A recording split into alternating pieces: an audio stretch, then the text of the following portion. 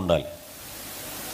పంచాయతీరాజ్ శాఖలో జల్ జీవన్ మిషన్ కింద ఇంటింటికి మనం కుళాయిలు ఇంటింటికి కుళాయిల ద్వారా రక్షిత మంచినీటి పథకం అందిద్దామని మనం సూపర్ 6లో మనం మాట ఇచ్చాం. భవిష్యత్తులో చక్కటి ఆరోగ్యం ఉండాలి.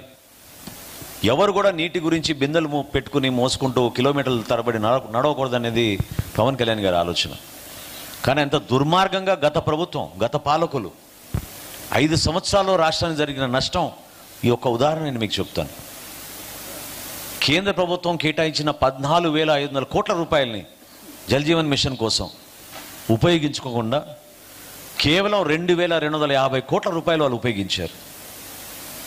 ఆ కార్యక్రమమే ఈ సంవత్సరానికి ముగిసిపోతుంటే పవన్ కళ్యాణ్ గారు, చంద్రబాబు నాయుడు గారు మొన్న ఢిల్లీకి వెళ్ళినప్పుడు ప్రధానమంత్రి గారిని, కేంద్ర మంత్రి గారిని అభ్యర్థించి ఇది చాలా అవసరం మాకు, సూపర్ 6లో మనం మేనిఫెస్టోలో కమిట్మెంట్ చేశాం, దీన్ని ప్రజల్లో తీసుకెళ్లాలని ఆ రోజు రిక్వెస్ట్ చేస్తే మరొక 4 సంవత్సరాలు వాళ్ళు పొడిగిచ్చారు.